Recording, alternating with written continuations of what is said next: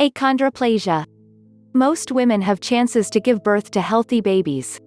However, some of them may give birth to a baby with birth defects or even transmissible diseases. In fact, certain birth defects and transmissible diseases can be passed through the parents' genes.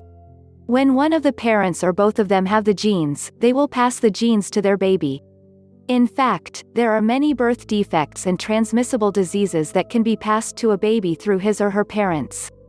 However, let us discuss about birth defect that may be uncommon for you. Some of you may have heard about it, but the other may not have any idea of what it is. It is about achondroplasia. Does it sound familiar to you? Achondroplasia is a disorder commonly known as birth defect that can lead to dwarfism. It is a disorder of the bone growth. When a baby inherits the genes, his or her bone growth can be interrupted. As a result, they will not grow taller as a normal baby does. As I told you in the beginning of this article, achondroplasia is inherited through one of the parents or both of them. In fact, the baby inherits the birth defect from an autosomal dominant chromosome. This means that the baby will have 50% chances to inherit the birth defect as one of his or her parents has the chromosome. The baby's chances can increase up to 75% when both of his or her parents have the chromosomes. The bad news is that the baby may have achondroplasia even if his or her parents do not have the condition. This can be a sort of frustrating since no one wants to have a baby with birth defect. Knowing that achondroplasia can occur even if the parents do not have the condition, you may be wondering about the symptoms of having this birth defect.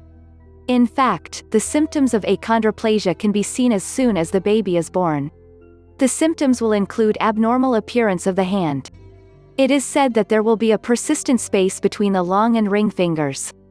Other symptoms will include bowed legs, decreased muscle tone, disproportional size of the head to body, frontal bossing, shortened arms and legs, spinal stenosis and the curvature of the spine known as kyphosis and lordosis.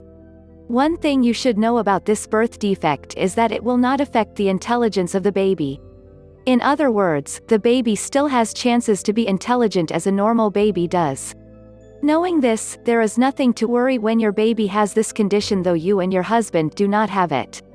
One thing you should bear in mind is that achondroplasia will prevent your baby from growing taller. It is said that a person with achondroplasia rarely reaches 5 feet in height.